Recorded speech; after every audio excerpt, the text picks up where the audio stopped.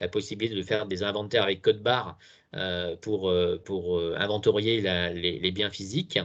Et puis là, aussi le recouvrement, il a été signalé tout à l'heure, et je vais juste dire un petit mot dessus quand même. En effet, dans la MIL, c'est vrai qu'il y a en standard des éléments pour faire de la relance, mais pour certains de nos clients qui avaient besoin d'aller plus loin sur la relance et qui voulaient un véritable outil de recouvrement, de surveillance du risque client, une véritable CRM pour suivre précisément et faire des actions de CRM en fait sur le recouvrement. On a rajouté aussi un ISV, donc une connexion avec un ISV pour permettre d'adresser ce sujet-là et de compléter ce que fait la MIL en standard sur le recouvrement.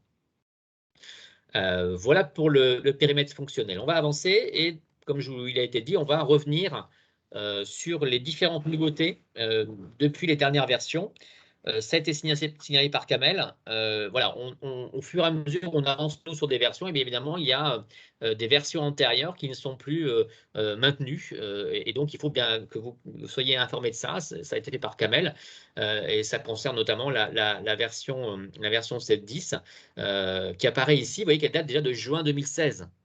Donc, si vous êtes encore sur une version 7.10 ou une version antérieure, vous avez pratiquement 6 ans de retard. C'est beaucoup.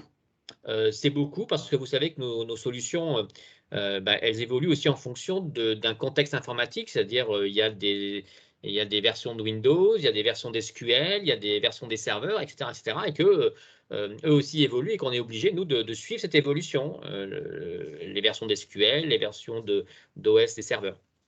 Et donc, attention à effectivement ne pas vous retrouver sur une version qui poserait des soucis en raison de la mise à jour d'un serveur sur une version SQL ou sur une version serveur qui serait peut-être même plus soutenue par Microsoft. Donc, au-delà de ce que nous pratiquons en termes d'accompagnement et de maintenance, gardez à l'esprit que nous sommes aussi contraints de suivre l'évolution de toutes les autres solutions informatiques qu'il y a sur un serveur. Donc, c'est SQL, c'est l'OS, c'est Microsoft. Donc, il faut suivre cette évolution pour ne pas être dans une version qui risquerait de rencontrer des soucis. Voilà. Ici, vous avez sous les yeux donc un résumé. J'insiste, c'est un résumé des fonctions nouvelles de la version 7.10 qui date de 2016, de la version 8 qui date de 2018. Et puis après, je ferai un résumé aussi, une synthèse des nouveautés de la dernière version. Donc, c'est la version 9. Puisque nous avons une version 9 qui est sortie. J'ai mis voilà, quelques éléments par grande thématique. On l'a vu sur la slide précédente, Ethermil est extrêmement riche en termes de modules. Je pense que chez Sage, c'est la solution qui est la plus riche et qui couvre le plus de domaines fonctionnels des entreprises. Donc, c'est la comptabilité, c'est la communication bancaire, c'est la trésor, c'est les achats, c'est les ventes et c'est évidemment aussi des évolutions sur ce qu'on appelle nous la plateforme, c'est-à-dire des évolutions techniques. Si on revient un petit peu dans le passé sur la version 7.10, c'est bien dans la comptabilité. J'ai synthétisé ici quelques nouveautés importantes. Il y avait notamment la mise en place d'une multinorme qui était liée à la possibilité de faire de la gestion IFRS, de gérer des normes solvency ou de gérer d'autres normes. Donc, ça consiste en fait à pouvoir retraiter des écritures, faire du retraitement d'écriture entre une comptabilité nationale et une comptabilité sous une autre norme. Nous avons implémenté aussi en version 7.10 les contrats de location. Donc ça touche les IMO, ça touche le module d'IMO. On avait donc intégré dans la compta le module d'IMO et dans ce module d'IMO, on a rajouté ici la possibilité de gérer des échéanciers de contrats de location simple crédit bail. Donc en fait, là on parle de simple, c'est des loyers. Donc on calcule l'échéancier des loyers et on le déverse dans la compta. Et crédit bail, on est sur de la location financière, c'est un petit peu différent, mais là aussi on calcule des échéanciers sur plusieurs années et on bascule ces éléments dans la comptabilité. Autre élément que je veux souligner, c'est à partir de la 7.10, on a mis en place donc cet outil de reporting que je vais présenter à la fin. Donc c'est à partir de la version 7.10, c'est un minimum pour pouvoir mettre en place de façon intégrée la solution de reporting. Et c'est ça qu'on appelle un ISV chez nous. C'est pour ça aussi que je l'ai mis entre parenthèses. Donc quand on parle d'ISV, on parle en fait de ça. On parle de cet outil complémentaire qui vient de se greffer sur la solution. Et il y a eu des évolutions sur la communication bancaire. Alors, je vais un peu plus vite sur ces sujets-là. Je sais que c'est rarement utilisé la communication bancaire en Côte d'Ivoire parce qu'on n'a pas forcément les mêmes formats bancaires. Bon, on serait capable, hein, je vais quand même rappeler que la communication bancaire de la MIL est tout à fait capable d'être installée et de communiquer avec les banques qui sont présentes en Côte d'Ivoire. Et donc là-dessus, on avait mis des éléments d'optimisation concernant les virements internationaux, notamment liés à la loi anti-blanchiment qui avait été mise en place à l'époque. Sur la partie trésor, je vais aussi aller assez vite. Il y a eu des évolutions sur le calcul d'échelle d'intérêt des comptes courants. Donc ça, c'est en fait les comptes courants, ce qu'on appelle compte courant dans la trésorerie, c'est lorsque des sociétés se prêtent de l'argent au sein d'un groupe, une holding, eh bien, il y a des calculs d'échelle d'intérêt à faire. Et donc, on avait mis en place cette gestion-là dans le module de trésor. Et on avait optimisé aussi le ZBA, c'est-à-dire le ZBA pour les trésoriers, il y en a qui nous écoutent, c'est la mise en place d'équilibrage automatique de zéro balance account, ZBA, qui peut être fait alors, dans la MIL, soit par le trésorier avec les outils de la MIL, on a des outils pour faire les virements automatiques et mettre en place les équilibrages automatiques, mais qui peuvent être faits aussi dans la MIL, ça c'est une particularité de la Trésor 1000, à partir des relevés qui sont envoyés par la banque. Et donc, on avait mis en place ça, donc cette capacité de récupérer des relevés bancaires et de générer les écritures de contrepartie lorsque c'est la banque en fait qui fait le cash pooling, et que ce n'est pas vous qui le faites, c'est la banque qui fait les équilibrages. Nous, on est capable de retranscrire ces écritures-là côté 1000. Côté achat-vente, on avait optimisé la gestion des flux intra-groupes. Vous le savez, la solution 1000 permet la génération des flux intra-groupes. Et donc, on avait optimisé ça de manière à ce qu'on puisse faire des émissions directes des factures de vente ou d'achat, ce qui n'était pas possible jusqu'à présent. Sur la plateforme, alors des éléments techniques, notamment la mise en place des clusters. Donc ça, c'est des outils très techniques pour gérer des gros volumes. Pour des clients qui ont des gros volumes à gérer de données, notamment d'importation, de volumes vraiment volumineux. Là, je parle de volumes de plusieurs millions d'écritures qui sont à importer régulièrement. On avait mis en place des clusterisations pour faire du load balancing de traitement. D'autres évaluations sur les API, et notamment en lien avec l'authentification double facteur, on avait vraiment renforcé dans cette version 7.10 toute la sécurité. Donc, on a mis en place des politiques d'authentification, des politiques de connexion, de manière à renforcer la sécurité des accès, tout simplement des accès d'utilisateurs, et avec la mise en place d'une authentification à double facteur, en s'appuyant sur évidemment un fournisseur d'API SMS qui permettait donc, lorsqu'une personne se connecte, de vérifier par un envoi d'un SMS qui se connecte bien à partir d'un poste qui est authentifié, etc. etc. Et puis enfin, toujours sur la plateforme, j'ai mis en gras l'import des pièces jointes. Ça nous permettait en effet lorsqu'on fait une importation de facture, par exemple, à partir d'un ERP métier, d'importer la facture qui est liée à la pièce jointe. Voilà pour la version 7.10. Pour la version 8, il y avait eu des nouveautés en comptabilité, la validation des RIB. Donc, c'était la mise en place des workflows internes de validation, c'est-à-dire qu'on a mis en place à partir de la version 8 une validation des nouveaux coordonnées bancaires. Quand il y a une nouvelle coordonnée bancaire dans la solution, et on met en place systématiquement, enfin c'est une option, cette validation des RIB, mais les clients nous l'a demandé, toute nouvelle coordonnée bancaire doit passer par une validation interne ou plusieurs validations internes à travers un workflow. C'est ça qu'on avait mis en place. Et c'était à la demande de nos clients pour renforcer la sécurité, notamment des coordonnées bancaires, et éviter évidemment la fraude qui pourrait consister à mettre un RIB frauduleux. On a mis en place les budgets par affaires et par établissement, c'est-à-dire pour simplifier le suivi des budgets d'exploitation CAPEX-OPEX, on avait mis en place effectivement cette gestion par affaires et par établissement. On avait optimisé, on avait produit plutôt des états supplémentaires sur le suivi des DSO, donc c'est les situations de retard de paiement, à travers deux états qui sortaient automatiquement, donc les calculs de DSO, donc c'est vrai, rapporter les créances par rapport à un nombre de jours de chiffre d'affaires. On avait rajouté des éditions sur les IMO, on manquait un petit peu d'éditions, donc on avait rajouté une édition supplémentaire sur les IMO. On avait mis en place la situation d'amortissement d'exercice pour les clients sur les IMO, là encore, qui souhaitaient faire des amortissements à date et conserver ces données-là. On avait mis en place un état qui permettait de le faire. Sur achat-vente, on avait mis en place alors une grosse nouveauté sur la partie achat, c'était la saisie des commandes sur budget. Alors évidemment, là, il faut peut-être connaître un peu le module achat pour savoir comment ça fonctionne. Rapidement, dans le module achat, il y a deux parties. Il il y a une partie qu'on appelle, on va dire la partie demande d'achat et budget. C'est-à-dire ça consiste à émettre des demandes d'achat, les rentrer dans un suivi de validation et un budget, d'accord? Et puis, il y avait l'autre partie qui était le flux classique d'achat qui va commande, réception, facture. Bon, ça existait dans la version, avant la version 8. À partir de la version 8, ce qu'on a décidé de mettre en place, c'est de permettre en fait la saisie de commandes sur budget. C'est-à-dire qu'on va pouvoir saisir une commande d'achat et cette commande d'achat va directement impacter un budget. C'est-à-dire sans faire une demande d'achat préalable. Voilà, c'est ça en fait le plus, puisque dans la version, avant la version 8, il fallait, pour impacter le budget, faire une demande d'achat. Et c'est vrai que nos clients nous disaient, oui, mais il y a des achats qui ne passent pas forcément par une demande d'achat, qui doivent directement arriver sous le type de commande d'achat, mais qui doivent quand même impacter le budget. Et ça, c'était pas facile de le faire. Donc voilà, on a mis cette fonction en place, la saisie des commandes d'achat sur budget.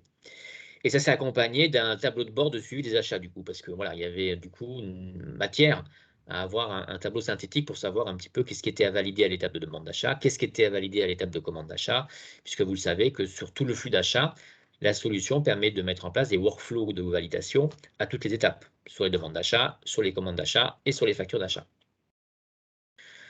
Sur la partie achat-vente, on a mis en place aussi la validation des factures. Donc, pour être en accord, si vous voulez, avec la plupart des ERP qui pratiquent de cette manière-là, donc on a mis en place en fait une validation des factures en achat et en vente.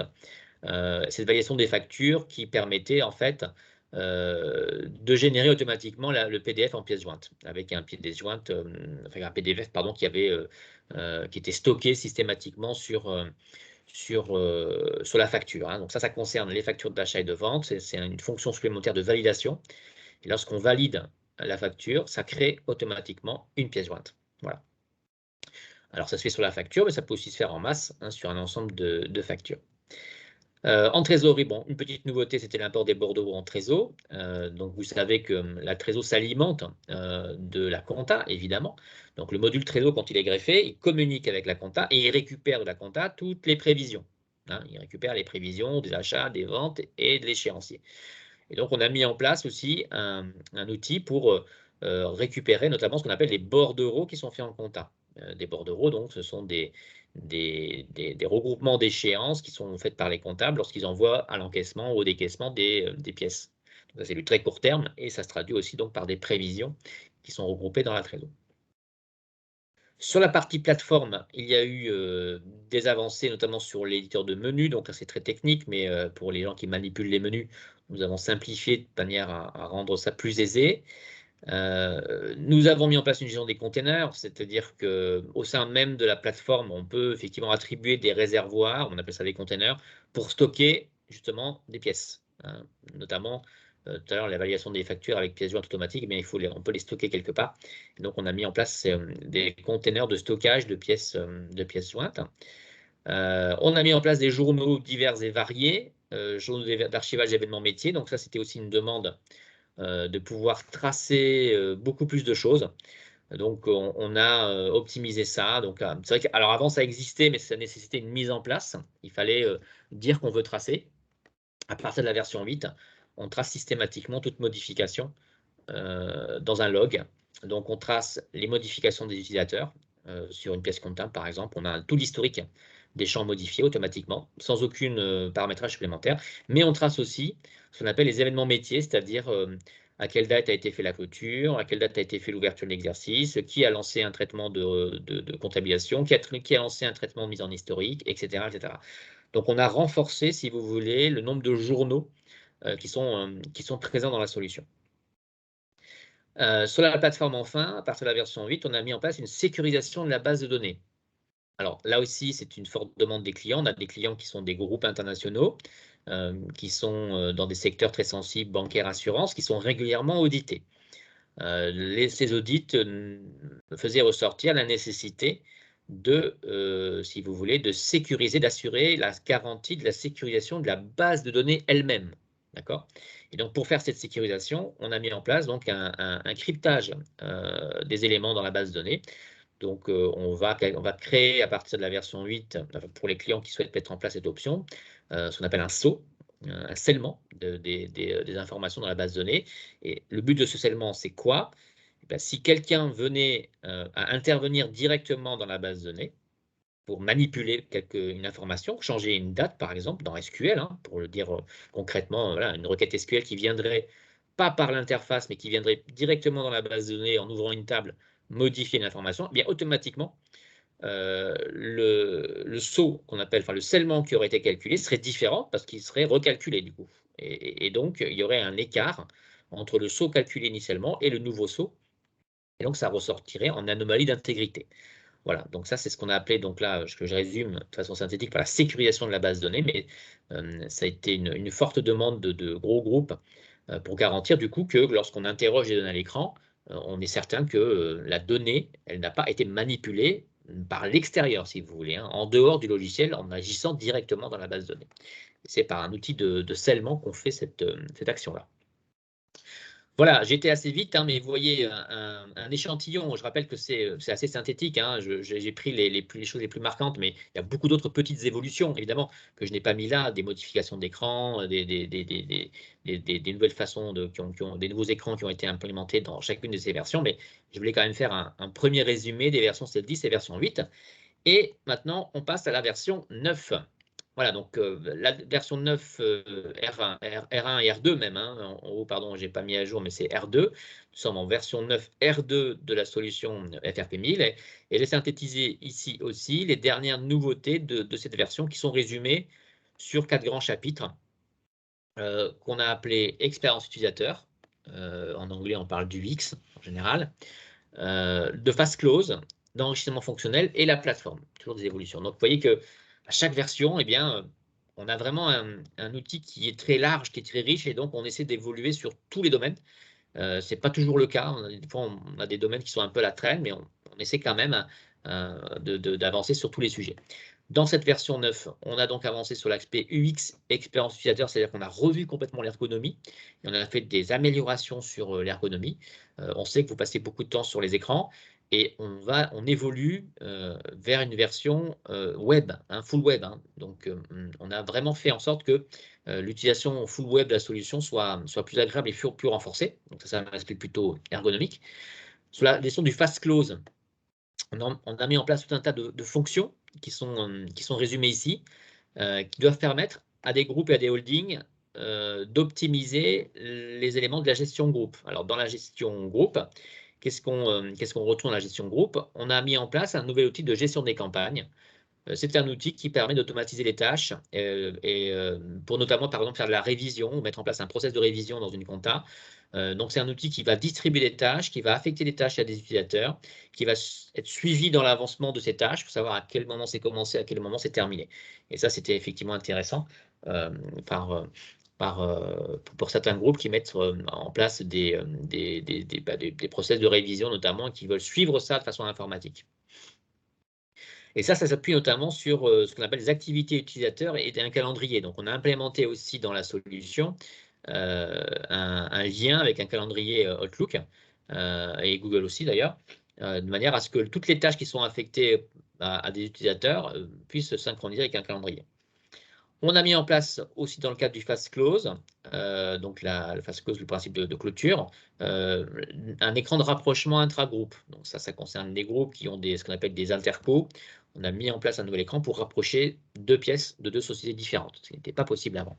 Je vous montrerai tout à l'heure. On a refondu la balance groupe de manière qu'elle soit plus synthétique et plus lisible. On a permis de gérer sur les comptes non collectifs, par exemple les comptes courants, un lien vers une société, de manière à les identifier dans les balances intra-groupes. Et on a mis en place aussi une nouvelle fonction très intéressante, qui est la refacturation groupe automatique. Donc jusqu'ici dans la 1000, avant la version 9, il y avait ce qu'on appelle les pièces interco. Donc ça existait nativement, hein, on générait des interco. À partir de la version 9, on met en plus une nouvelle fonction qui permet de faire de la refacturation. C'est-à-dire vous avez un achat fournisseur. Cet achat fournisseur, il concerne plusieurs sociétés, donc vous voulez vous refacturer cet achat à 1, 2, 3, 4, 5, 6 sociétés. On a mis en place cette fonction qui s'appuie sur des règles de répartition ou de l'analytique, c'est au choix, et qui va permettre donc de refacturer des factures sur donc, du coup, des sociétés du groupe en générant les pièces comptables ou les pièces commerciales. Ça, c'est au choix aussi. Et enfin, le marquage multiple qui a été mis en place aussi dans la solution. Donc, renforcement du marquage de manière à permettre de marquer en même écriture de plusieurs tags. Alors, le marquage, pour ceux qui ne l'utilisent pas, c'est la mise automatique de commentaires sur des écritures. Vous souhaitez mettre des commentaires en place sur des écritures, vous avez plusieurs façons de le faire. Nous, on passe par le marquage et on peut le faire en masse, on peut le faire individuellement. Et maintenant, on peut le faire aussi du multi-marquage sur les écritures, donc des multi-commentaires sur chacune des écritures. Sur la partie fonctionnelle, des éléments d'évolution sur la comptabilité, un lien par une API pour récupérer automatiquement les cours de devises de la Banque Centrale Européenne, l'export du grand livre général vers Excel, des évolutions sur Banque Paiement Trésor à travers, alors il y a un nouveau format de relevé qui est arrivé, le CAM53 version 3, qui permet donc à partir de ces relevés de générer automatiquement des écritures dans la compta, notamment des écritures virements, puisque du coup ces relevés sont enrichis d'informations qui nous permettent maintenant de générer automatiquement des virements notamment. La fusion des comptes bancaires tiers, ça arrive quand des banques fusionnent, eh bien, il faut pouvoir fusionner les comptes bancaires.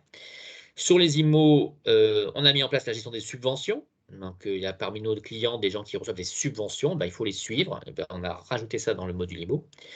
On a mis en place un automatisme entre la compta et entre les biens comptables et les biens physiques. Alors, c'est quoi l'automatisme? Vous savez que si vous mettez en place le module de suivi physique des inventaires, lorsque vous créez un bien comptable, vous allez pouvoir maintenant automatiquement générer le bien physique. Vous allez indiquer combien vous voulez générer de biens physiques et à partir du bien comptable, ça déclenche automatiquement la création des biens physiques. Des nouveaux états calculés directement dans la solution. Alors avant, ça concerne plutôt les états 2054-2055, donc je vais passer, ce n'est pas les états que vous utilisez en Côte d'Ivoire. Mais il y a un nouvel état en IMO sur le rapprochement. Donc, on pourra identifier plus facilement les rapprochements entre les biens comptables et les biens physiques au cas où vous mettez le module d'inventaire, le module d'inventaire physique qui permet donc de faire des relevés d'inventaire. Sur la partie achat-vente, j'accélère un petit peu. Avoir direct à partir de la facture. Alors ça, c'est une nouvelle façon de faire les avoirs qui permet de s'affranchir du retour en fait. Et donc, voilà, on a mis en place ce qu'on appelle l'annulation de la facture. Donc l'annulation de la facture, ça crée un avoir directement et ça remet la commande initiale prête à facturer. C'est comme ça que ça fonctionne en fait. Donc en tout cas, l'annulation de la facture génère un avoir direct et d'un autre côté, permet de remettre la commande prête à refacturer si on doit refacturer la commande. Donc, on s'affranchit du fonctionnel d'avant qui consistait à faire un retour et d'aller gérer un retour et de faire un avoir à partir d'un retour. Gestion des petits prix sur 4 décimales. Jusqu'ici, les tarifs, donc pour ceux qui utilisent la partie achat-vente, les price lists, les tarifs étaient indexés sur le nombre de devises, pendant le nombre de décimales d'une devise, ce qui était logique. Une devise à 2 décimales, on pesait les prix sur 2 décimales. Bon, c'était logique, mais ce n'est pas forcément suffisant pour gérer des particularités de certains clients. Donc, on a dissocié ça et à partir de la version 9, on peut avoir donc une devise sur 2 décimales et des tarifs sur 4 décimales. Donc, ça va permettre de gérer des petits prix. Gestion du stock insuffisant d'inventaire, donc là, c'est très technique, mais lorsqu'on faisait des constatations de perte d'inventaire, il pouvait y avoir parfois un blocage parce qu'il ne retrouvait pas du fait d'anomalies dans le système des allocations.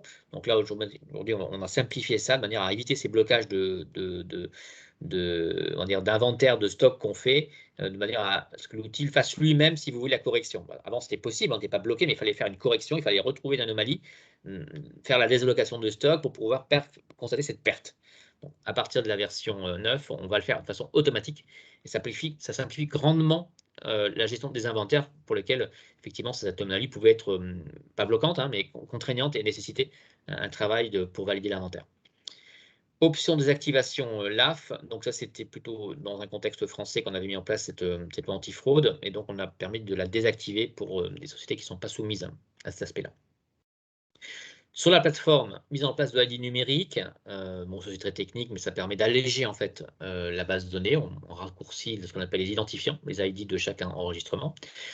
La gestion des containers, j'en ai déjà parlé tout à l'heure, par type de document. Le lien calendrier Office 365, voilà, c'est en lien avec ce que j'ai montré tout à l'heure, ce que j'ai expliqué, c'est la gestion des campagnes. Et donc, on a de ce fait, on a intégré un calendrier dans la mise, ce que j'ai dit tout à l'heure, et là, il y a aussi ce calendrier, il est synchronisé avec le calendrier d'Office 365. On autorise du coup dans la plateforme l'intégration d'applications HTML, notamment le calendrier. Le calendrier qu'on utilise dans la solution FRPMI, c'est une application HTML qui est intégrée dans la solution. Et enfin, évolution sur la plateforme, on en a parlé un petit peu tout à l'heure, c'est d'une part un outil de dématérialisation, donc qui permet de faire de l'OCR sur les factures d'achat, c'est un de nos ISV, et de la gestion du recouvrement, donc aussi un outil pour aller plus loin sur la gestion des relances, avec notamment un véritable CRM financier en fait, qui va permettre de faire des actions, des campagnes, en fait des campagnes de relance sur des populations de clients. Voilà pour les nouveautés de la version R1, donc en fait sur ces dernières nouveautés. Je rappelle aussi que nous avons mis en place un club utilisateur, donc ça remonte maintenant à 2 ans. Je vous invite à vous y inscrire, à y participer, donc tous les ans. On le fait en distanciel évidemment, et on réunit tous les clients de ce club utilisateur. Il y a un bureau qui a été élu et on partage avec eux. Les clients partagent aussi entre eux des informations, leur utilisation de la 1000, leurs attentes sur la 1000, vers quoi évoluer. Et là, vous avez la première édition qui avait eu lieu, qui avait été un grand succès, qui date maintenant d'il y a 2 ans, mais qui s'était déroulée au Parc des Princes. Maintenant, ce club utilisateur a lieu en distanciel. Mais évidemment, il perdure et je vous invite fortement à y participer quand il a lieu. On a expliqué qu'on allait parler de la BI, donc évidemment, on a mis en place un outil de BI intégré à la solution. Et donc, je vous propose moi, de vous montrer ça directement dans la solution. On va arrêter les slides et on va basculer directement dans FRP1000 pour vous montrer tout ça. Voilà. Alors, ici, voilà, donc je viens de basculer dans la solution, dans FRP1000. Alors, j'ai parlé tout à l'heure d'un certain nombre de nouveautés. J'ai dit qu'on avait travaillé sur l'ergonomie. Et ça, voilà, je vais quand même commencer par ça, évidemment. On travaille beaucoup sur l'ergonomie. Et ici, ce que je vous présente, c'est la dernière ergonomie, on va dire, web de la solution. Vous le savez. Enfin, en tout cas, je vous le dis. On fait beaucoup évoluer notre ergonomie web de la solution. Et vous avez sous les yeux, donc, eh bien, en fait, l'utilisation de la 1000 en mode web, en mode 100% web. Voilà, avec ce type d'écran qui existe et donc la capacité aussi de la solution à s'utiliser. Ici, ici, on est sur l'utilisation de Google. J'utilise Google pour utiliser la version web. Alors, qu'est-ce qu'il y a de particulier dans cette ergonomie et quelles sont les évolutions qu'on a mis en place? J'en ai un petit peu parlé. On a notamment mis en place la gestion d'un calendrier. Donc, il y a la possibilité, effectivement, en effet, d'avoir un calendrier qui va résumer les tâches qui sont à faire par un utilisateur. Donc, ça, c'est une évolution qu'on a effectivement rajoutée dans la solution. Dans cet environnement web, on a mis en place des dashboards qui sont de ce type-là. Ici, vous avez un dashboard de type balance AG qui existe et qui se retrouve uniquement dans l'ergonomie web. Donc, j'ai la balance AG client. Ici, c'est la balance AG fournisseur qui, grâce à des indicateurs très visuels, permettent de voir quels sont, par exemple, le nombre d'échéances sur une période. Ici, vous voyez, j'ai 40 échéances de 31 à 61 jours avec un lien pour aller ouvrir et voir le détail de ces échéances. Pardon. Vous voyez qu'on a travaillé sur l'ergonomie à travers donc des tableaux de bord, à travers aussi ce qu'on appelle nous des processus visuels. Si je prends par exemple ici ces processus visuels, alors ça c'est des choses, ça c'est un type d'écran que vous ne retrouverez pas dans un environnement client lourd, que vous retrouverez dans un environnement web, et c'est la possibilité donc de construire et d'organiser des écrans de cette manière-là pour suivre un workflow complet. Ici, vous avez sous les yeux, en fait, il y a 2 workflows, mais c'est le workflow d'achat qui suit toute l'étape de demande d'achat, validation, commande, facture qui existe. Et ça, c'est ce qu'on appelle, nous, un processus visuel. Ça, c'est en mode web que nous l'avons implémenté. C'est disponible sur l'environnement web, c'est disponible à travers ce qu'on appelle une galerie. Donc, à partir du moment où on a déployé la solution en mode web, on a accédé ici à une galerie dans lequel sont stockés l'ensemble de ces processus visuels. Il suffit d'aller les télécharger pour les exploiter. D'accord? Donc, c'est ce processus visuel que je vous montre, en fait, que je vous ai montré, il est disponible sur une galerie. Alors après, bien sûr, il peut être modifié, c'est très simple à modifier. il suffit de simplement soit d'en créer un nouveau, soit de faire évoluer un processus visuel.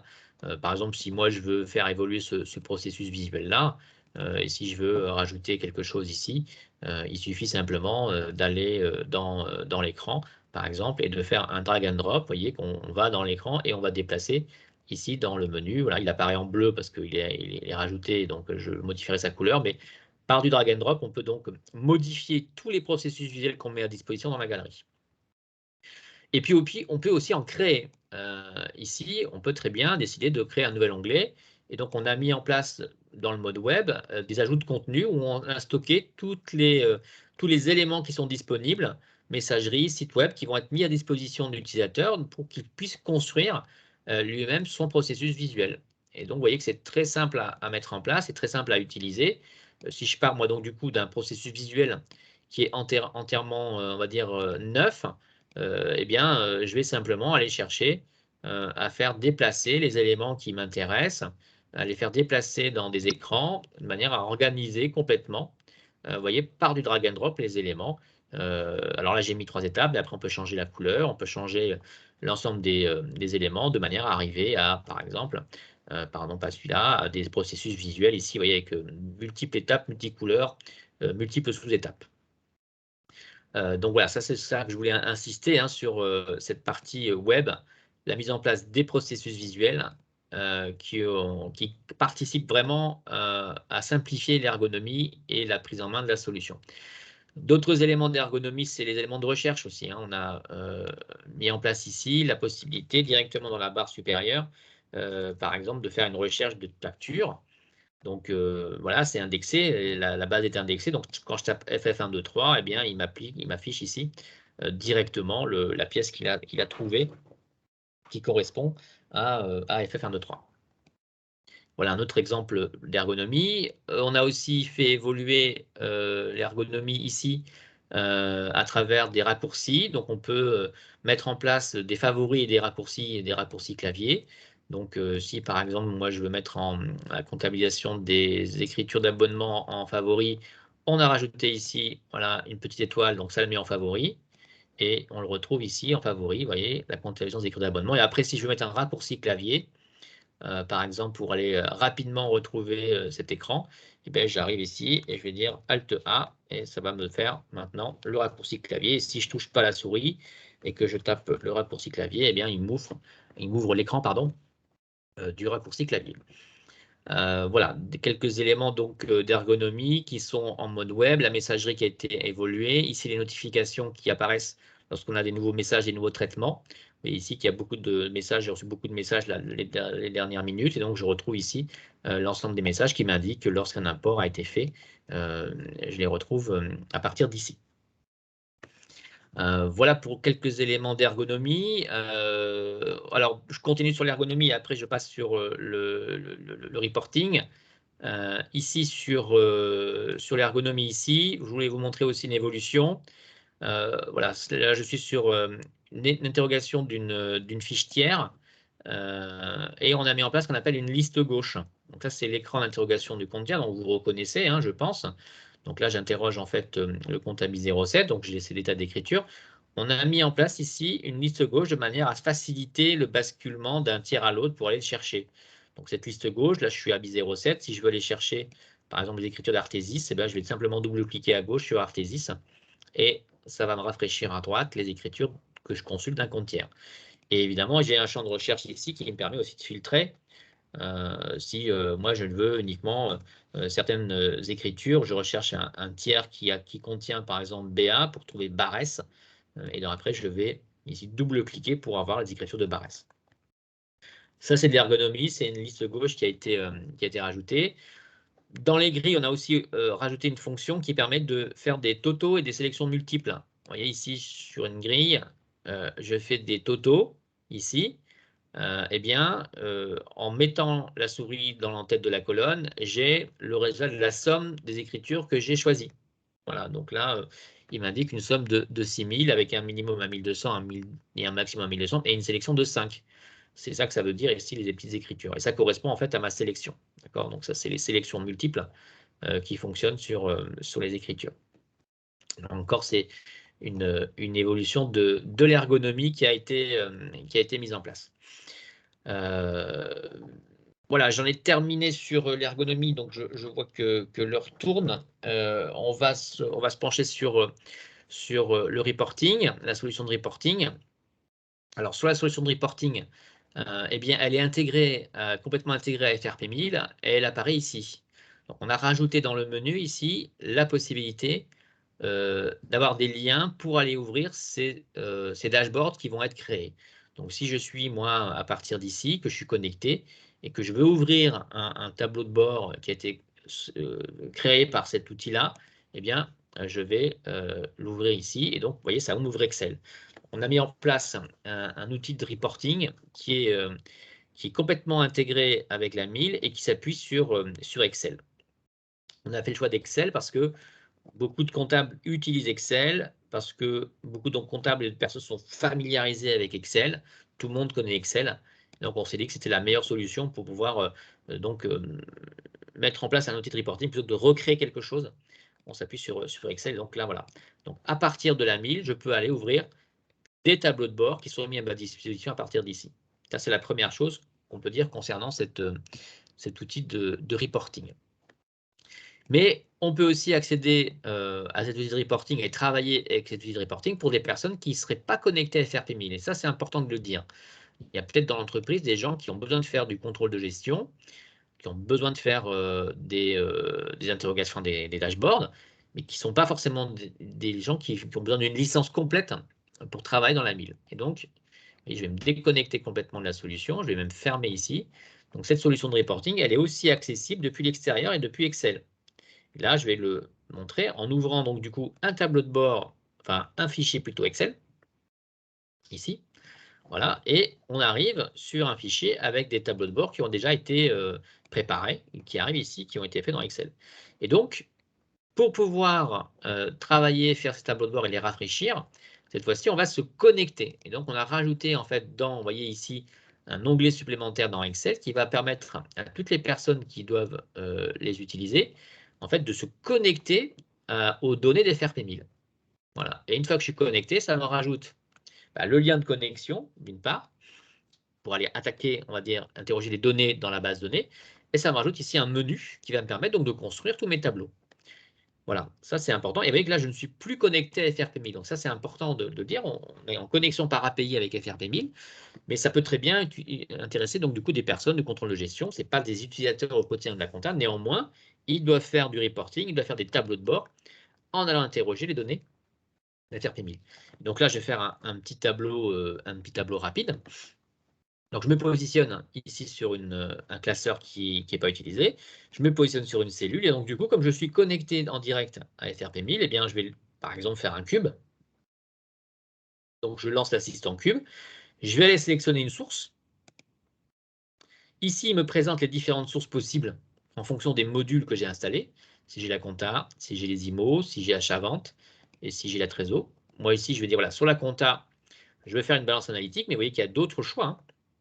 Balance analytique, auxiliaire, balance générale, faire des états fiscaux, par exemple, interroger les écritures, les tables. Voilà, il y a toute une liste de modèles qui sont déjà prêts à l'emploi à l'installation de la solution. Moi, je vais me connecter sur la balance analytique. Voilà, je fais la balance analytique. Et donc, je vais construire, en fait, je vais construire mon tableau. Voilà, je vais construire mon tableau. Sur la liste de gauche, vous avez l'ensemble des champs qui sont disponibles et je vais les faire glisser à droite, ici, en colonne, en mesure, en ligne et en filtre pour construire en fait le résultat de mon tableau. Donc, je vais le faire un petit peu ici. Je vais aller dire, voilà, moi, je peux aller filtrer sur les axes. Je vais enlever la période, ça ne m'intéresse pas. On est connecté en temps réel, c'est-à-dire que quand je prends un champ, l'axe ici, il va me proposer la liste des axes qui sont accessibles dans ma base de données, dans ma société. Pareil pour les sociétés, je suis en multibase. Ici, je suis en interrogation complète sur l'ensemble des sociétés. Je vais en prendre 3, par exemple. Donc, j'ai mis l'axe analytique. Dans mon tableau en ligne, il y aura l'axe analytique. Ensuite, il y aura le libellé nature de flux, puis la section. Et là, vous retrouvez exactement les mêmes libellés que dans FRP1000. Et en colonne, bon, je vais un tableau croisé. Moi, je suis mon analytique sur l'année par mois. Donc, je prends en colonne la variable mois, période mois.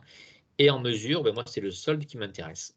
Voilà. Et donc ici, après, j'ai plus qu'à terminer mes filtres que je mets directement dans ma requête. Et je vais interroger plusieurs axes analytiques en même temps. Voilà, et je valide. Et voilà le résultat de mon tableau. Vous voyez qu'en quelques clics, j'ai créé un tableau croisé dynamique qui interroge mon analytique sur plusieurs axes, sur plusieurs sociétés, puisque j'ai choisi 3 sociétés, et qui cumule ces éléments dans mon tableau.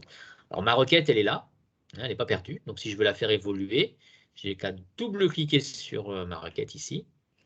Qu'est-ce que je peux faire comme évolution? Moi, j'aimerais bien, par exemple, d'un mois sur l'autre, avoir le pourcentage d'évolution ici d'un mois sur l'autre, qui me calcule ça, donc je mets une colonne supplémentaire. Ensuite, j'aimerais aussi avoir ici un jeu d'icônes, une mise en forme conditionnelle pour faire ressortir quand ça monte ou quand ça descend. Donc là, je vais prendre ici, voilà, ça. Et puis ensuite, comme c'est gris et que c'est pas joli, je vais mettre du vert. Voilà, je vais mettre du vert clair et je vais valider ça. Vous voyez, j'ai fait des modifications, je valide des modifications. Et j'obtiens donc mon nouveau tableau, toujours sur le même filtre, hein, multi-société. J'ai pris 3 sociétés et 3 axes. Et j'obtiens mon tableau. Et ce qui a été rajouté, donc vous l'avez vu, hein, c'est une colonne supplémentaire ici avec le calcul en pourcentage de différence d'un mois sur l'autre, avec un petit icône pour m'indiquer de façon très visuelle si ça monte ou si ça descend. Voilà un exemple d'outil qu'on peut faire, enfin d'outil de tableau qu'on peut faire avec cet outil de reporting. Donc connecté en temps réel, on ne passe pas par un entrepôt de données, c'est du temps réel. Ce tableau, il peut être partagé. Alors, évidemment, moi, je suis constructeur, mais je vais peut-être le partager avec des utilisateurs qui ne sont pas des personnes qui ont une licence pour construire. Ils sont simplement des personnes qui vont rafraîchir. Donc, ce que je vais faire, c'est que je vais leur diffuser mon tableau Excel, mais je vais leur masquerer la requête ici. Et je vais leur mettre directement, cette fois-ci, dans une cellule, les éléments pour filtrer, plutôt que d'ouvrir la requête, puisqu'ils ne pourront pas ouvrir la requête. Et donc, je vais, moi, ouvrir la requête. Et maintenant, je vais indiquer, tout simplement, que les filtres sur la société ne sont pas en dur dans la requête, mais sont allés chercher dans la zone ici H2 et pour l'axe dans la zone ici H3. Voilà, donc là, je fais un lien entre ma requête et entre une cellule de ma feuille Excel de manière à ce que l'utilisateur qui va l'utiliser n'ait pas besoin d'ouvrir cette requête, mais a simplement à venir ici, puisque le lien est fait maintenant, et d'aller chercher ici les sociétés qu'il veut interroger. Et ici, il resélectionne ses axes.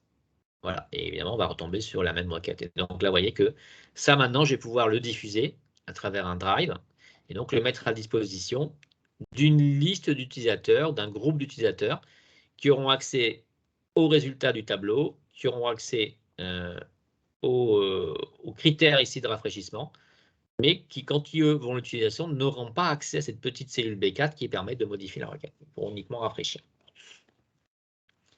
Voilà pour cette fonction ici, donc là, qui consiste à créer un tableau de bord.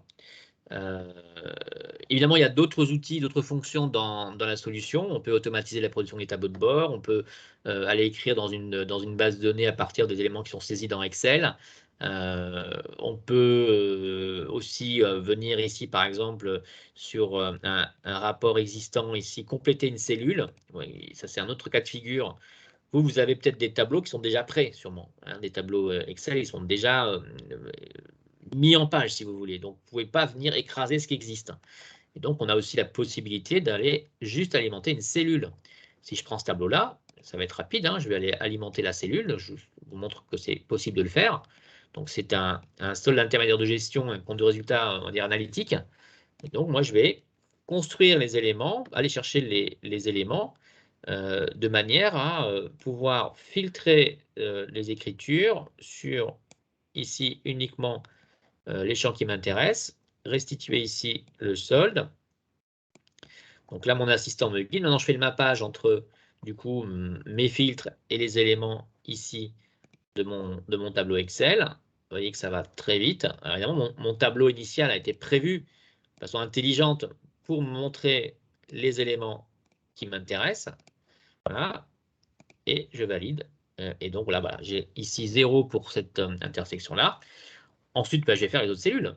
Hein, donc, je vais, moi, utiliser la fonction copier ici d'Excel.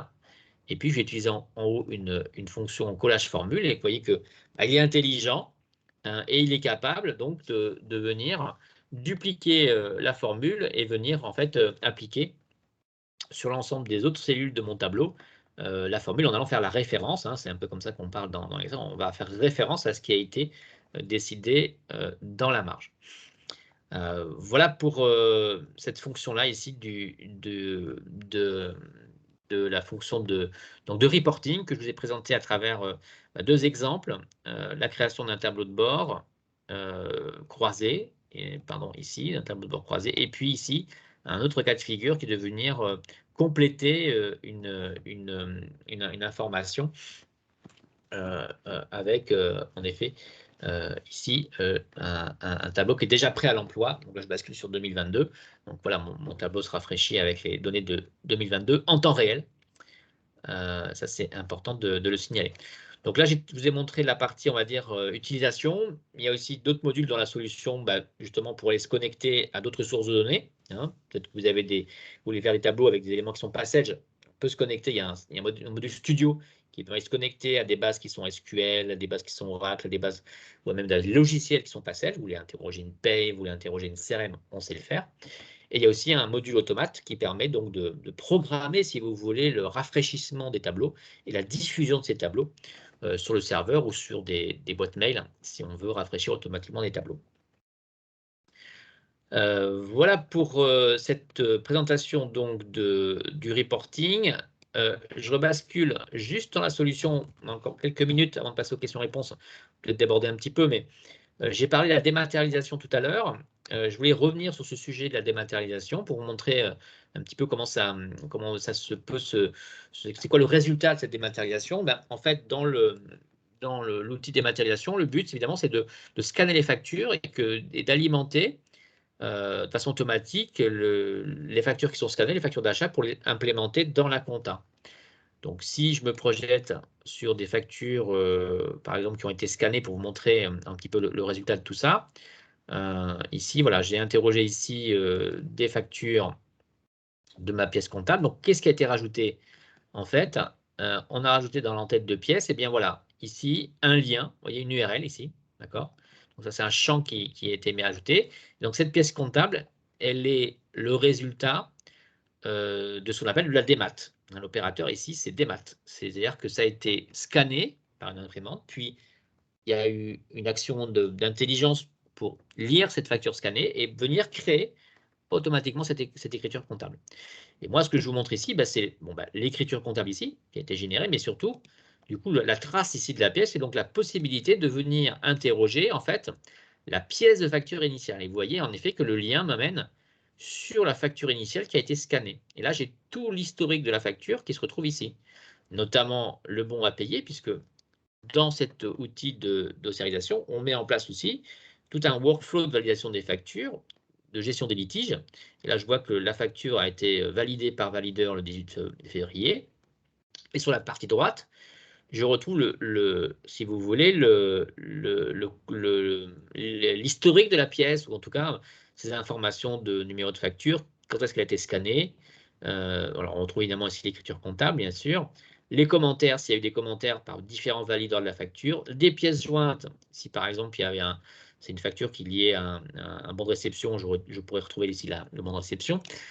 La traçabilité, c'est-à-dire qui sont les personnes qui ont validé cette pièce avant qu'elle soit en compta, et éventuellement une résolution de litige ou une commande, hein, si j'avais rapproché cette facture d'une commande. Voilà, donc je voulais vous montrer ça. Hein, donc c'est cet outil de dématérialisation qui permet de numériser et de recevoir automatiquement les factures, alors aussi bien en compta que dans le module achat. Là, je vous ai montré une facture de la compta, mais ça marche aussi avec les factures du module achat. Si vous mettez en place le module achat, vous retrouverez aussi la même fonction, c'est-à-dire dans l'entête de la pièce d'achat, on a rajouté ici donc le lien vers la pièce ici, qui est, si vous voulez, la source de la facture qui, par le biais de la numérisation, a généré cette facture d'achat directement, avec un rapprochement en plus, hein, puisque le système fait un rapprochement automatique. Un rapprochement, oui, pas automatique, un rapprochement entre les factures et les commandes. Voilà ce que je voulais vous présenter dans un temps assez court, donc les différentes nouveautés fonctionnelles que j'ai listées au début. Je vous ai montré un petit peu l'ergonomie web qui a évolué avec les processus visuels, les dashboards, le calendrier Outlook qui permet de suivre l'avancement des tâches de campagne, si on met en place des campagnes de tâches, les raccourcis clavier qu'on a utilisés. Ici, je vous ai montré les éléments, les champs de recherche. Je vous rappelle que vous avez ici un centre d'aide en ligne, ici qui est accessible depuis la solution, qui vous permet d'arriver directement ici. Vous avez tout le récap de toutes les nouveautés pour les versions 9.1, 9.2 et 9.0, module par module. Hein. Donc là, avec tous les détails de toutes les nouveautés, évidemment, que je n'ai pas pu forcément détailler ici, mais qui sont accessibles hein, par ce lien-là directement dans l'application. Voilà, ça c'est une fonction qui a été implémentée. Et j'en profite aussi. On a rajouté aussi un lien ici pour aller faire des demandes d'amélioration directement. Il suffit de cliquer sur l'ampoule et vous pouvez faire vous-même une demande d'amélioration à Sage qui passe au vote. Et une fois que c'est voté, vous voyez qu'il y a des demandes qui ont été faites par des, comme vous, hein, des clients FRP1000 qui font des demandes et il y a un vote et nous, on s'engage à implémenter les votes qui les demandes qui reçoivent le plus de votes. Voilà. En l'occurrence, là, si je regarde où est-ce qu'on en est, il y a un client qui a demandé de dupliquer n'importe quelle pièce, parce que jusqu'à présent, on dupliquait toujours la dernière. Et donc, c'est a priori 158 votes, donc il y a de fortes chances que dans la prochaine version, on ait implémenté cette nouvelle fonction. Voilà, j'en ai terminé, j'étais un petit peu long peut-être. Merci Pierre. Oui, est-ce qu'il y a des questions? On va passer aux Oui, questions-réponses. il y a quelques questions qui ont été posées dans le fil de la discussion. Alors, la première concerne les éléments de traçabilité. Est-ce qu'il est possible d'envoyer un rapport sur la suppression ou modification d'une écriture d'un compte par mail? Donc, l'idée est d'avoir une notification. Oui, alors ça, il faut le construire. On a un moteur de workflow qui permet ça. Hein. D'ailleurs, on l'a passé en mode web, notre éditeur de workflow. Et donc, il faut enclencher donc, sur la modification d'une écriture, un workflow qui va envoyer ça. On a les outils pour le faire. Voilà, c'est pas standard. Si on déploie la solution, c'est pas fait. C'est pas Il faut fait le en standard, mais paramétrer. voilà, c'est à paramétrer, mais c'est pas un paramétrage extrêmement, c'est pas un paramétrage très compliqué. Par contre, voilà, juste ce que je peux montrer, c'est que lorsque je parlais de traçabilité, c'est qu'on a rajouté ici, donc, là, je suis sur une pièce comptable, on a rajouté plusieurs choses, hein, mais on a rajouté ce log d'historique, voilà, hein, dont j'ai parlé tout à l'heure, où on a tous les champs maintenant qui sont tracés. Donc voilà, il faut aller chercher, lire ce log, et donc en fonction d'un test sur les dates, venir dire voilà, qu'on envoie dans un workflow la modification, la valeur du champ avant, la valeur du champ après, en faisant des filtres et envoyer ça. Donc la réponse est oui, mais c'est à construire. Très bien. Merci Pierre. Autre question sur la sécurité. Comment fonctionne l'authentification double facteur? Eh bien, en fait, on s'appuie sur un fournisseur SMS dont il faut, si vous voulez, mettre en place les identifiants dans la console d'administration. Et une fois qu'on met en place ces éléments-là, après, il y a d'autres éléments de paramétrage. Mais lorsqu'une personne va vouloir se connecter à partir d'un environnement web, eh bien, elle ne pourra pas se connecter tant qu'elle n'aura pas reçu et validé par le biais d'un SMS.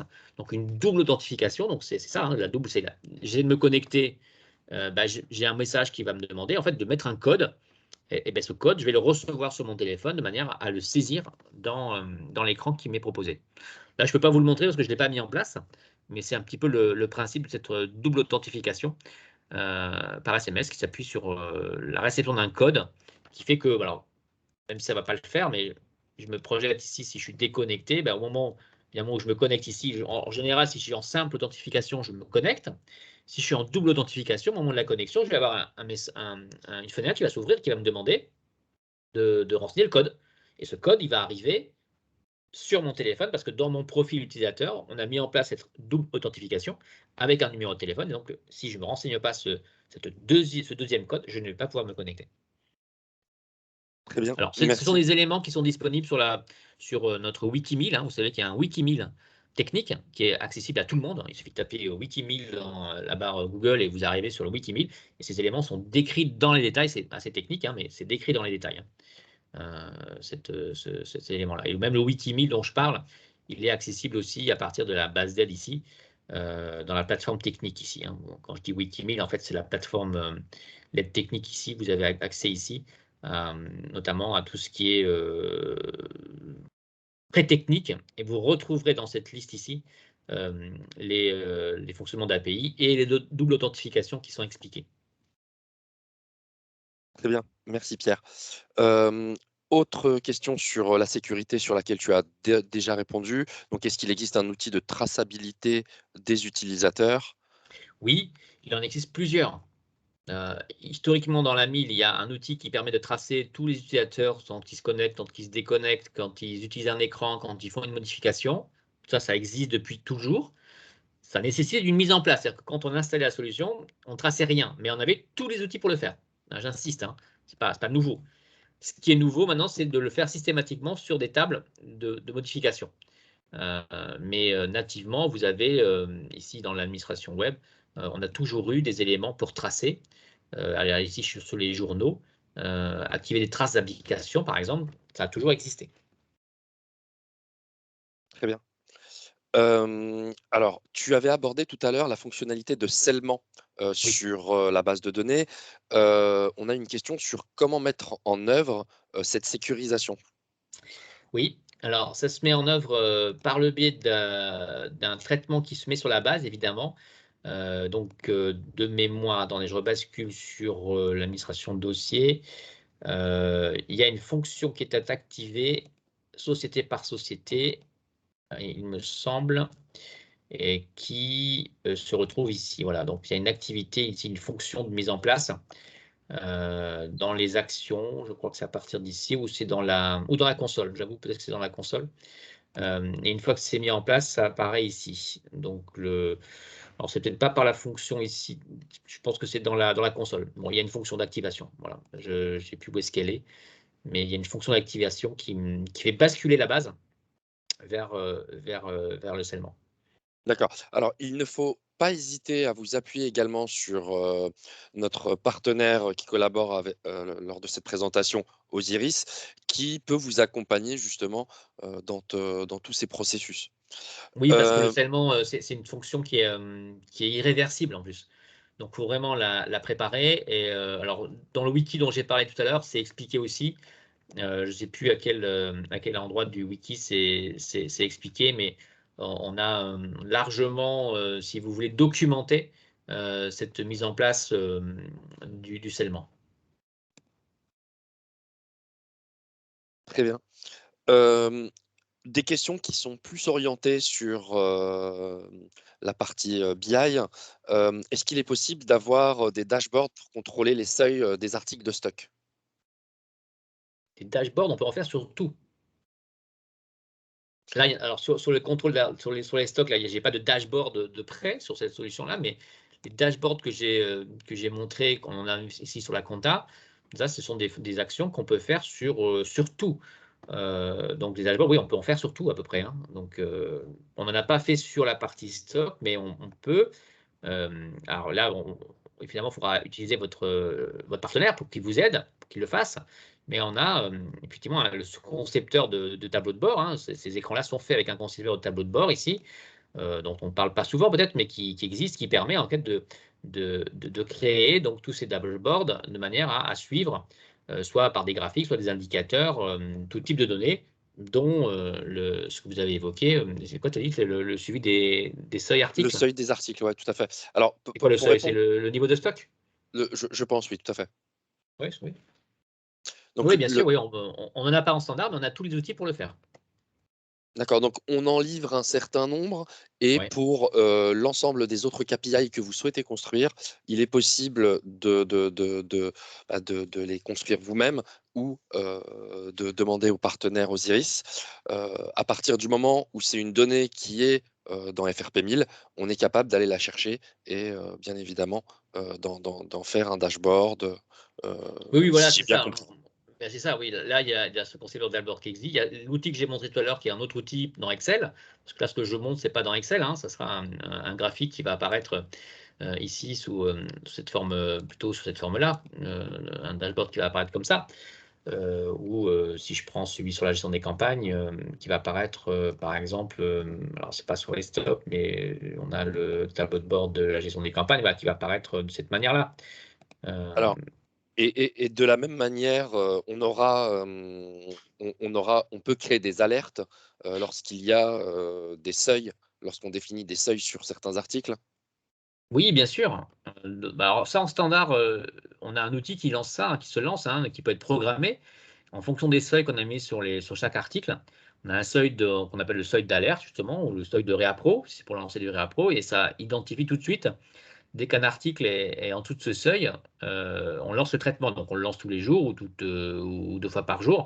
Par contre, il faut lancer le traitement. Bon, après, si c'est pas comme ça qu'on veut fonctionner, si c'est du push qu'on veut faire, c'est un peu plus compliqué. Si on fait du push, il faut mettre en place un workflow. Très bien. Dernière question.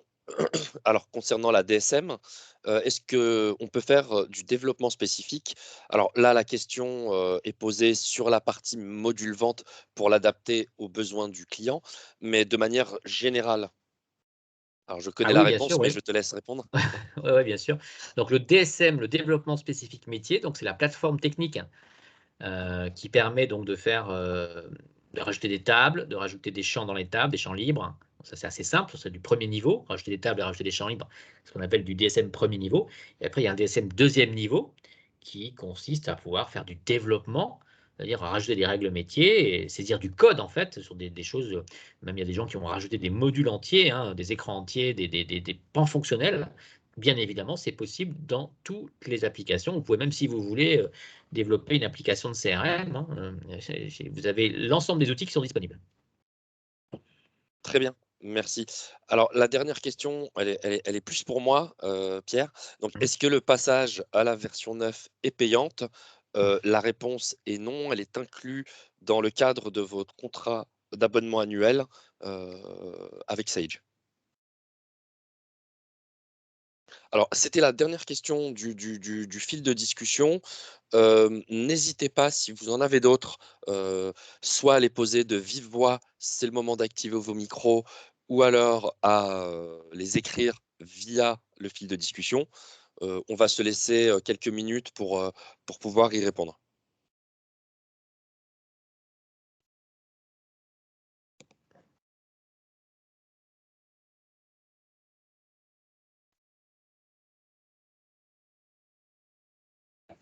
Allô, bonjour. Oui, Bonjour. bonjour. Oui, c'est M. Cabron de la société Carina. Bonjour, monsieur Caron. Je voudrais revenir un peu sur la partie traçabilité. C'est un sujet qui nous embête un peu. Est-ce qu'aujourd'hui, avec la nouvelle plateforme, cet outil est vraiment amélioré au point où on peut vraiment avoir une exploitation assez, qui peut nous permettre de vraiment tirer profit? Alors, je vais vous dire oui, mais précisez-moi qu'est-ce que vous ne pouvez pas faire aujourd'hui, parce que la fonction de traçabilité, elle existe, comme je l'ai dit, depuis toujours, hein. On peut tracer depuis toujours qui crée, qui modifie, qui supprime, qui utilise un écran, qui se connecte, qui se déconnecte. D'accord, d'accord. Donc, parce on avait mis en place une partie de la traçabilité avec notre partenaire, sauf qu'au niveau de l'exploitation, on avait quelques difficultés pour mettre à disposition au niveau du demandeur. Euh, euh, donc, on va regarder encore avec ce que vous avez fait pour voir quelles sont les améliorations qui ont été apportées. Oui, oui, je vous invite on a mis voilà, beaucoup de journaux ici. Alors, la traçabilité, là, il y a plusieurs types, hein, mais on a la traçabilité des éléments techniques. Tout à l'heure, on a parlé des SO, c'est-à-dire la vérification du scellement de la base. Là aussi, on s'appuie sur les journaux. Il y a la traçabilité que j'ai montré tout à l'heure sur par exemple, les écrans ou les tables qui se matérialisent par ici le log qui stocke en fait l'historique des modifications, d'accord, ici. Quand il n'y en a pas, il n'y en a pas, mais quand il y en a, ça apparaît ici. Donc, il y a vraiment beaucoup d'éléments pour gérer, je pense, très correctement la traçabilité et avoir un suivi dans la console. Il y a une console qui permet de suivre tous les jours, qui est alimentée par tout ce qui est tracé, en fait, hein, et qui permet d'être exporté, archivé. Et ça, c'est dans la console. En quelle version vous êtes? On est à la version 7.10. Oui, alors effectivement, il y a aujourd'hui beaucoup plus de choses en version 9, hein, ça clairement par rapport à la 7.10. Mais déjà en 7.10, il y a des choses concernant la traçabilité, mais on a rajouté évidemment en version 9 plus de logs, plus de journaux pour faire des restitutions, on va dire. Je me permets de bondir sur la question de M. Caron. Est-ce que sur la version 7.10, c'était possible de pouvoir, disons, envoyer les rapports par mail? Il faut les construire. Ouais. Nous, on n'envoie pas de rapport, mais il faut construire. Il faut construire un rapport. Ok, on verra avec avec Osiris. Mais je vous conseille plutôt de basculer sur la dernière version, parce qu'en 7.10, comme on l'a dit. C'est prévu, la migration. D'accord, voilà, de ne pas faire de choses en 7.10. Attendez de basculer dans la dernière version pour si vous devez implémenter des choses. Si, la migration est prévue.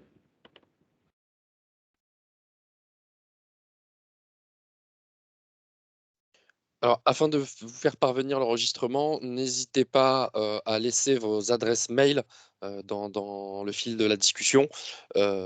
Sinon, notre partenaire Osiris vous le fera suivre également.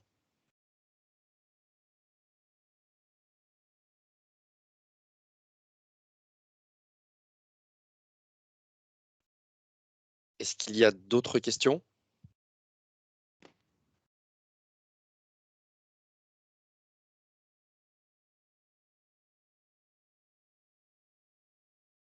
Nous n'avons plus d'autres questions. Ah, peut-être, si ça arrive.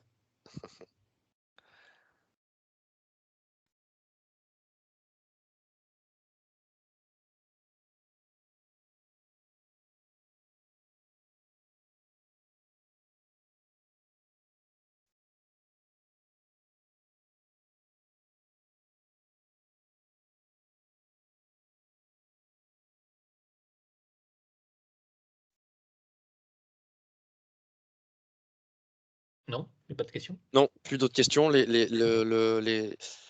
contacts sont laissés, les contacts mails sont laissés dans le fil de la discussion. Très bien. Après, voilà, dans tous les cas, je pense que si même des questions leur viennent après, et puis il ne faut pas qu'ils hésitent non plus à nous envoyer leurs questions, on leur Tout à fait. répondra. Ouais. Tout à fait. Vous avez effectivement nos coordonnées, donc n'hésitez pas si d'aventure vous avez des questions qui vous viennent à l'esprit, à nous les communiquer. Nous vous ferons un plaisir de pouvoir y répondre.